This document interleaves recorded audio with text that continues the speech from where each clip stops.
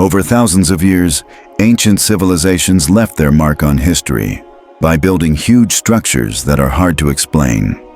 These ancestors of ours made sure their legacy lived on through these massive monuments, carefully designed for purposes that we still don't fully understand. Today, we marvel at these impressive structures, built long ago, and try to answer some big questions. How did these civilizations develop? How did they move stones that weighed up to 100 tons? And why do so many of these monuments have similar designs across different continents? But here's the big question we haven't really considered. What if these ancient structures had a deeper purpose? What if they weren't placed randomly, but were carefully arranged around the world? There seems to be a connection between all these pyramids and megalithic structures spread across the planet. Maybe the only explanation is that there was once a global advanced civilization that built all these pyramids and megaliths, possibly using them as energy transmitters connected by the Earth's grid.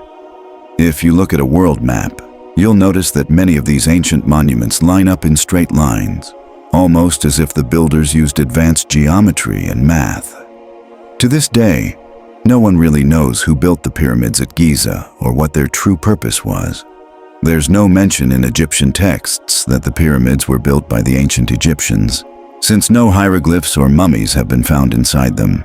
Also, there's no evidence of oil lamp marks on the inner walls, suggesting that a different light source, maybe even electricity, was used. New research shows that the Giza pyramids might be much older than we thought, perhaps built by a lost civilization that was more advanced than we are. How were these massive structures built across the globe? And how did the ancient builders manage to place the Great Pyramid of Giza exactly at the center of the Earth's landmass? Did you know that the east-west parallel and the north-south meridian that cross the Earth intersect at 2 points, one in the ocean and the other at the Great Pyramid of Giza? How could they do that without flying and mapping the world? The pyramids, especially the ones at Giza, are incredible achievements that could only have been built with advanced knowledge of geometry, astronomy, physics, and mathematics. These skills were combined to create monuments that have stood the test of time. The Great Pyramid of Giza is estimated to weigh 5.9 million tons, and if you multiply that number by 100 million, it gives a rough estimate of the Earth's mass. Another amazing fact is that the coordinates of the Great Pyramid match the unit used to measure the speed of light. How do we explain this? If we tried to build the Great Pyramid today, even with all our technology and machinery, we'd struggle.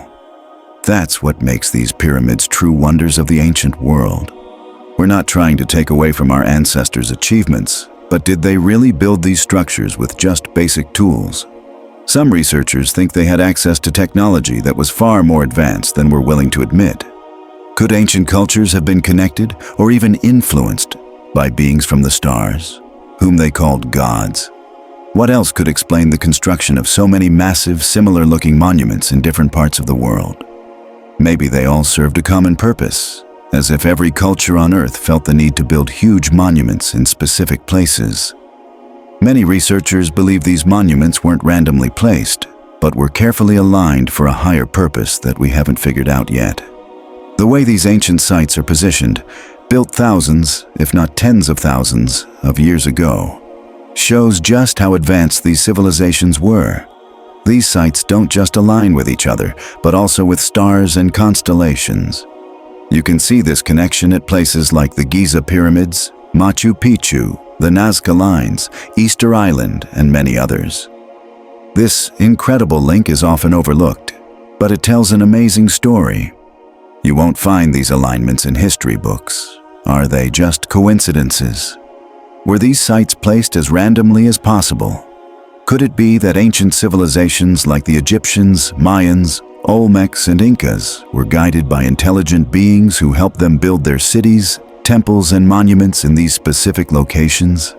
And did they create a global connection that we're just beginning to uncover? According to the ancients, these great monuments were either created by gods or dedicated to them. Why would ancient civilizations credit these monumental works to the gods if humans built them? The Romans, for example, never attributed their aqueducts, colosseums, and roads to the gods. They took pride in their creations. But despite their impressive achievements, the Romans never built anything on the scale of the Giza Pyramid, or the Bosnian Pyramid, which might even be the largest in the world. Here's another intriguing connection. The ancient sites of Easter Island, the Nazca Lines, Atlantis, Tambo, and the Giza Pyramids all align in a single great circle. There's a surprising link between these ancient landmarks, suggesting there's much more significance to them than we realize. But if that's not enough to get you thinking, consider the amazing alignments of ancient structures with constellations. For over 10,000 years, humans have been observing the stars, studying the skies, building calendars, and creating monuments to track the positions of stars and celestial bodies. Many ancient cultures believed that we came from the stars, which could explain why so much time, effort, and energy has been spent studying the cosmos from ancient times until today. Several constellations and stars have played major roles in the ancient mysteries and myths about our celestial origins.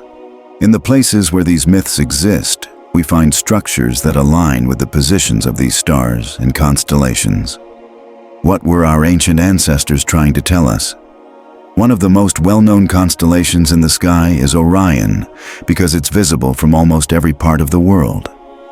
Ancient Egyptian texts, some of the oldest religious writings we have, suggest that the Egyptians believed the gods came from Orion's belt in Sirius, in human form. The three pyramids of Giza are some of the most mysterious and incredible ancient structures on Earth. Together, they demonstrate what's called sacred alignment, by creating an exact three-dimensional map of the stars in Orion's belt on the ground, considering both their brightness and positions. In central Mexico, about 35 miles northeast of Mexico City, lie the ruins of Teotihuacan, another ancient site linked to the stars. This city was one of the largest in the world at its peak, with a population of 150,000 to 200,000. Its origins are a mystery, and no one knows who built it. It was constructed over 1,000 years before the Aztecs arrived in Mexico. Like many ancient sacred sites, the structures in Teotihuacan were also built to align with the stars. The Teotihuacan complex includes 3 pyramids, 2 larger ones and 1 smaller one, precisely aligned with Orion's belt, showing a clear resemblance to the design of the Giza pyramids. Another fascinating fact about Teotihuacan is that it accurately represents our solar system. Some even believe the site resembles a computer circuit board.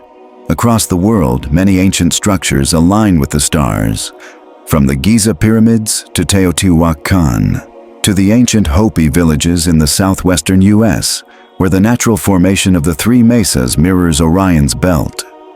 The Hopi are said to have chosen that location for this reason. Far to the north, in England, the Neolithic site of Stanton Drew, dating back to 3500 BC, also aligns with Orion. The Xi'an Pyramid in China, another ancient wonder, also shows similar alignments. It's clear that we're missing a crucial part of history. The ancients were more advanced than we think. Do you think there was once a civilization on Earth that influenced all continents? What do you think explains why so many ancient monuments share similar designs and architecture? The theory that advanced beings from another planet helped build the Great Pyramid of Giza isn't new. When you really think about it, it's not as crazy as it seems. What else could explain how some of the most incredible engineering feats in history were accomplished, like moving massive stone blocks from quarries miles away and using them to build something so precise and enormous? Even with all our modern technology, how did ancient people manage to do this without the tools we have today? How did they align the pyramids with the stars of Orion and position the openings to align with Sirius and Draco? It seems like the ancient Egyptians must have known something, or someone we don't. Building the Great Pyramid of Giza required incredibly advanced knowledge in math, architecture, engineering, geology, geography, and astronomy. Without that knowledge, it would have been impossible to create such a massive stone structure with perfect alignment. But maybe we're not giving enough credit to the ancient Egyptians. They were very smart, so it's possible they built the pyramids without extraterrestrial help. However, the truth is, of the 7 wonders of the ancient world, the Great Pyramid of Giza is the only one still standing. It was nearly 2,000 years old when other cultures started building their own wonders. And that's only if we believe what we're taught, that the pyramids are about 4,000 years old. Recent discoveries, though, suggest the pyramids were actually built around 10,000 years ago, during a time when humans were supposed to still be living in caves. These inconsistencies have led many people to believe in an alternative explanation, one that actually makes sense.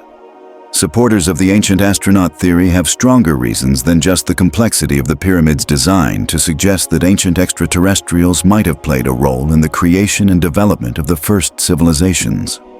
According to Professor Dr. Alahin, the head of the Department of Archaeology at the University of Cairo, during a lecture on ancient Egyptian science, he mentioned that there might be some truth to the idea that extraterrestrial visitors could have built the pyramids of Giza. When asked by Mr. Marek Nowak, a delegate from Poland, whether there could be alien technology hidden within the pyramids, Dr. Alahin responded cautiously, saying, "I can't confirm or deny this, but if there is something in the pyramid that's not from this world, there will be enough evidence to prove that visitors from another planet have been here for thousands of years, influencing humanity's development. Or maybe our ancestors were far more advanced than we think. Over time, we may have lost key information about our past, and we might never know the full truth. But let's take a deeper look at the amazing data, mind-blowing theories, and fascinating possibilities surrounding the true origins of the world's most mysterious structure.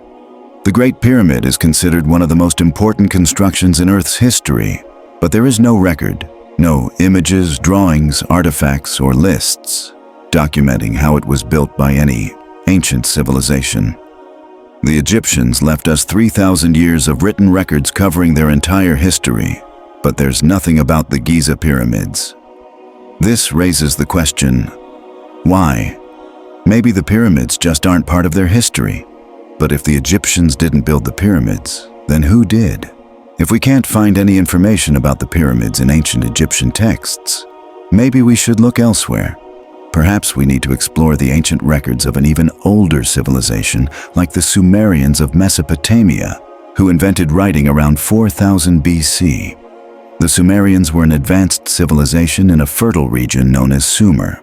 They were skilled in mathematics and architecture, and they're credited with creating the foundations of civilization as we know it today. They were the first civilization to keep historical records, which have revealed some surprising information. According to Sumerian texts, they worshipped gods called the Anunnaki, which means those who came from the heavens to earth. These gods weren't unique to the Sumerians. Other cultures in Mesopotamia also knew of them.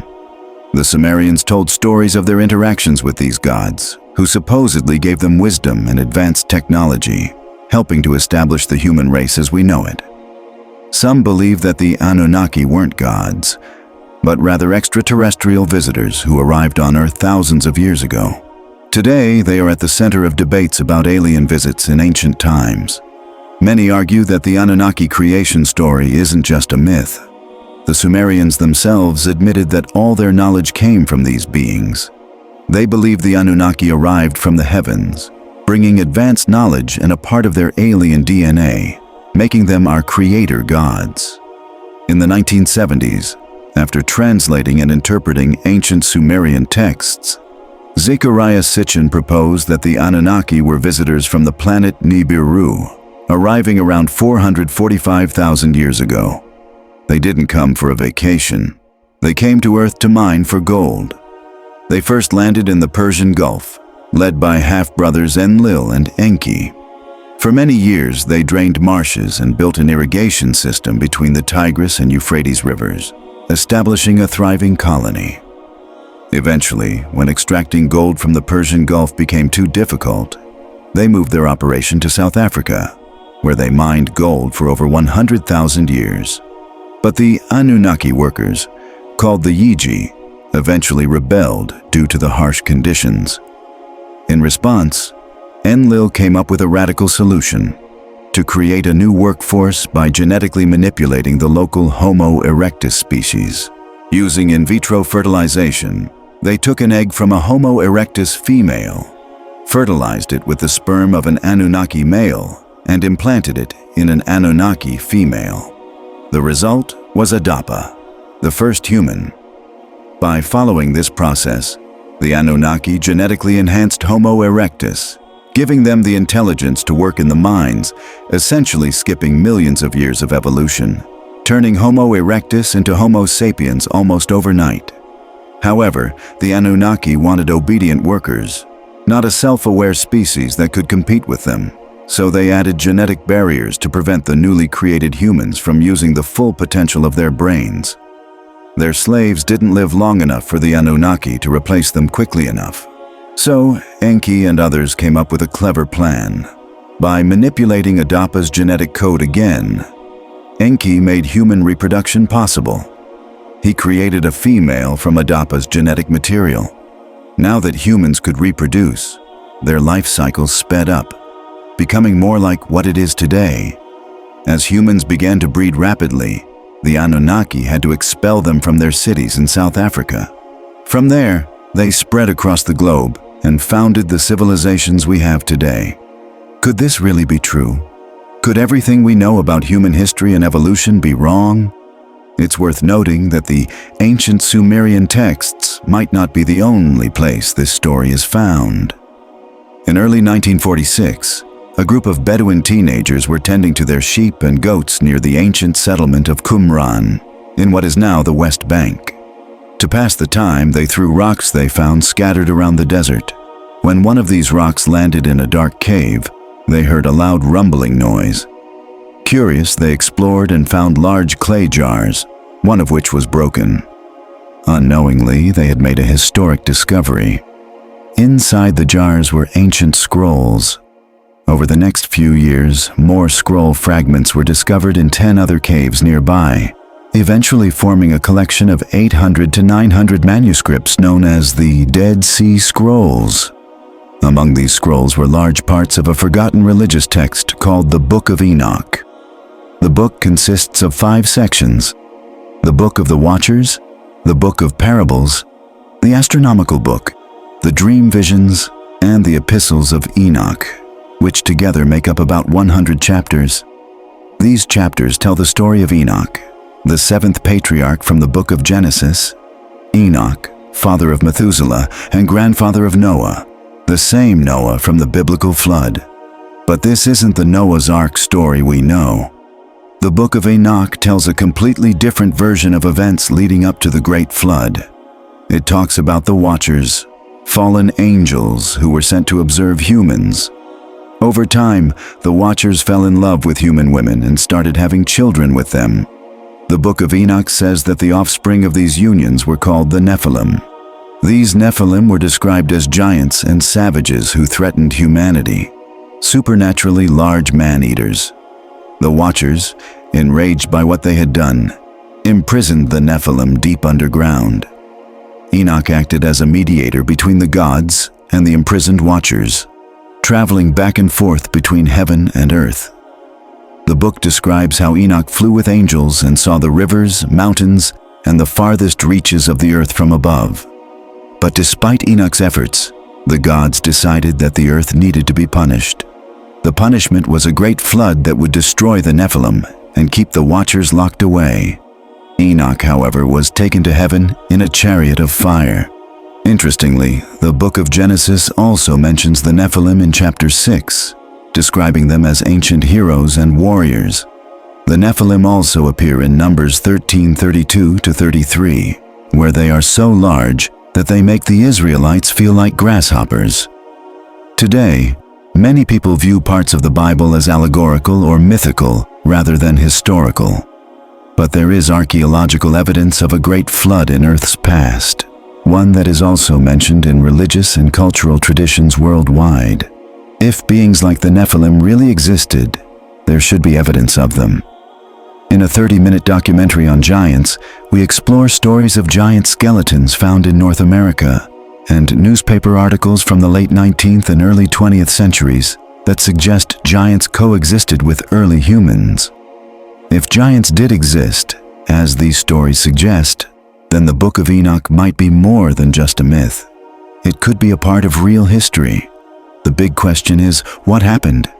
Why isn't the Book of Enoch in the Bible, even though it was once well known? The Book of Enoch didn't just disappear. It was censored and forgotten. But could there be something deeper behind the story of Enoch? It's been pointed out that Enoch, the seventh patriarch, is similar to the seventh king in Babylonian tradition. The ancient Greeks thought Enoch was the same as the god Hermes, and the Egyptians had a similar figure in their own beliefs. This pattern shows up in many ancient cultures. So why does Enoch, under different names, keep appearing throughout history? The answer may lie with the Greeks, Egyptians, or even the Babylonians. But let's return to the ancient Sumerians.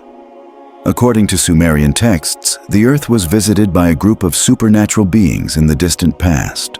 These visitors were described similarly to the Watchers in the Book of Enoch. The Sumerians called them the Anunnaki, and they were considered gods by the Sumerians. To modern thinkers like Sitchin and Erich von Däniken, they were an ancient race who came to Earth. Interestingly, Sumerian stories tell of the Anunnaki, much like the Watchers, mating with humans and creating a new species, similar to the Nephilim in the Book of Enoch.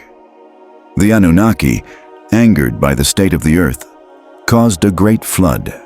It's possible that the Book of Enoch and similar traditions are just retelling the old Sumerian story of the Anunnaki. Think about the agricultural revolution that began around 10,000 BC, a time when humans shifted from a hunter-gatherer lifestyle to farming and settling down. By 9,500 BC, people in what is now Kurdistan were cultivating barley, wheat, and rye, and domesticating goats and sheep.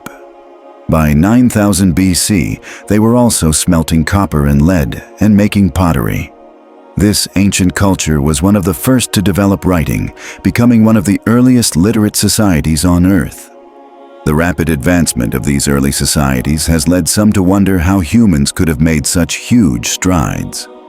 Interestingly, the people of Çatalhöyük claim to be descendants of the children of Jinn, or the children of the spirits. Could this be a reference to the Anunnaki's procreation with human women? According to the Sumerians, the Anunnaki brought advanced knowledge and technology to humans, helping them build their civilizations. This might explain some of the seemingly impossible monuments, like the pyramids of Giza or Teotihuacan, structures so sophisticated they don't fit the historical context. It could also explain how humans transitioned from nomadic tribes to complex civilizations in a short period of time.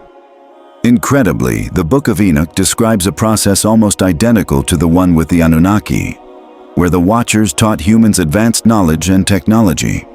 They taught humans metallurgy, mining, science, medicine, reading, writing, and astrology. They also taught humans how to make cosmetics, jewelry, and war tools. In chapter 13 of the Book of Enoch, it says, Yasel taught men to make swords, knives, shields, and breastplates, and showed them the metals of the earth, how to work with them, make bracelets, ornaments, and use antimony for beauty, along with precious stones, dyes, and coloring materials. But soon after, much wickedness arose. They committed fornication, were led astray, and were corrupted in all their ways. The Book of Enoch seems to reflect and retell the Anunnaki story. One of the most puzzling things in ancient history is the pyramids of Egypt, something the Anunnaki might have helped humans build. According to the early Arab historian al-Makrizi, the pyramids were built by a king named Saurit, who lived before the Great Flood. Interestingly, the name Saurit is the same as Enoch in Hebrew. Sumerian records mention a giant king named Gilgamesh, who ruled for 126 years. Scholars believe he was a real historical figure, as inscriptions confirm his existence. In early 2003, a team of German archaeologists working in Iraq made a groundbreaking discovery. They uncovered what they believed to be the tomb of King Gilgamesh, the hero of humanity's oldest written story, the Epic of Gilgamesh. For centuries, historians debated whether Gilgamesh was real, since he's described in the epic as a 5-meter-tall giant, part human and part Mesopotamian goddess. This led many to think his story was just myth. But when the archaeologists, led by Jörg Vinder, used modern technology to probe deep underground, they found a city beneath the desert, astonishingly similar to the ancient city of Uruk, where Gilgamesh was said to have ruled. The city contained houses, gardens, fields, and a complex canal system, leading the archaeologists to call it Venice in the desert. They also found what they believed to be a burial site that closely resembled the tomb of Gilgamesh described in the epic. Vinder said, "I'm not saying for sure it's Gilgamesh's tomb, but it's very similar to what's described in the epic. Could this discovery mean they found the tomb of a 5-meter-tall giant?" It was an incredible find, a missing piece of human history that had been lost for so long. Then, something unexpected happened. Just a few weeks after the discovery of Gilgamesh's tomb, the United States invaded Iraq. This forced Vinder and his team to stop their work and flee the country, leaving the mystery unsolved. Or was it already solved? Back in 1849, an English historian and archaeologist named Austen Henry Layard made a groundbreaking discovery. While excavating the ruins of the library of the Assyrian king Sargon II, dating back to the 8th century BC in northern Iraq, Layard found an ancient clay tablet covered with a strange script he couldn't read. Who wrote this and what does it say? He wondered. The discovery was amazing, but it was just the beginning. In the early 1850s, more than 15,000 fragments of similar tablets with the same mysterious writing were uncovered at the site. These tablets were sent to the British Museum, where scholars spent decades trying to figure out what they meant by comparing them to other ancient writings they could understand. The breakthrough came in the 1870s thanks to George Smith, a man born in 1840. Smith had left school at age 14 to work as a banknote engraver. Despite having no formal education, he became fascinated by reports from Iraq about strange artifacts older than anything ever found before. Driven by curiosity, Smith began visiting the British Museum in his spare time to study the artifacts, teaching himself ancient languages and scripts. In 1866, the museum staff noticed him and offered him a job, saying, "If you want to be a translator, start with the 15,000 fragments Layard found." For years, Smith worked on deciphering the tablets, and eventually, he began to make sense of them. What he uncovered was astonishing. The tablets recorded an ancient flood, a deluge that wiped out humanity, except for one man and his family. When Smith presented his findings to the Society of Biblical Archaeology in 1872, his discovery caused a stir. Scholars and theologians around the world started to believe that this flood story confirmed the biblical account of Noah's flood. In 1875, Smith went even further and published full translations of everything he had discovered, although he didn't yet know he had started translating the oldest written story ever, the Epic of Gilgamesh. Tragically, Smith died suddenly in 1876 at just 36 years old. But his work didn't end there. For decades, scholars continued what he started, translating more tablets and gradually revealing the full story of Gilgamesh. The Epic of Gilgamesh is much more than a flood story. It tells the story of Gilgamesh, the ancient king of Mesopotamia, modern-day Iraq. The epic describes his early years as a tyrant and how the gods created a rival, Enkidu, to teach him a lesson. After an epic battle, they became best friends and went on thrilling adventures together. When Enkidu dies, Gilgamesh sets out on a quest for immortality. The epic details his journey and the challenges he faces in his search. It's an incredible piece of literature that has influenced many other famous works, like Homer's Iliad and Odyssey. What truly captivated people, especially in modern times as the story was being translated, was Gilgamesh himself. He was said to be part human and part divine, the son of a human and a goddess. This made him 2/3 divine and 1/3 human, and as a result, he was a giant of a man with superhuman strength, endurance, and intelligence. The story describes Gilgamesh as being the best at everything. There's also a passage in the epic where it says, "He explored everywhere the seats of power. He knew the totality of wisdom about all things." The pursuit of wisdom has always driven humanity forward. According to the epic, Gilgamesh reached the highest levels of wisdom, knowing everything there was to know. All of these incredible qualities of Gilgamesh made the discovery of his tomb in 2003 so exciting. If archaeologists could open his tomb, what secrets might they find? Could Gilgamesh have been a giant, with a tomb containing a 5-meter-tall skeleton? And if his tomb was opened, would there be records of his vast knowledge hidden with him? What secrets about eternal life might he have uncovered? Here's the big idea. If the ancient aliens known as the Anunnaki ever visited Iraq, as some theories suggest, then it wouldn't be that far-fetched to think they might have left behind advanced technology. Those who support the ancient astronaut theory believe that evidence of extraterrestrial visits is scattered across the globe. Ancient texts, art, and architecture are full of references to visitors from other worlds. Their technology was so advanced that people started to worship them as gods, beings who could fly, create life, and build massive structures. In reality, it was just advanced science and technology. This theory is the only one that can explain the creation of the huge megalithic structures found all over the world. Structures that would have been impossible for any ancient civilization to build.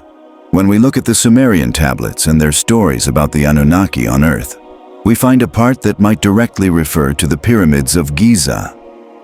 After the flood mentioned in the Bible, which the Sumerians call the Great Flood, there are passages about how the Anunnaki gods began rebuilding and creating sophisticated structures that could survive such disasters. In the 10th Sumerian tablet, there's a fragment that says, "In the heart of the valley, the sky has been reflected." This suggests that Ninlil, a key figure, measured the heavens from far away. When studying the pyramids, not just the ones in Giza, but all pyramids and megalithic structures worldwide, we notice an interesting pattern. They are all aligned with constellations.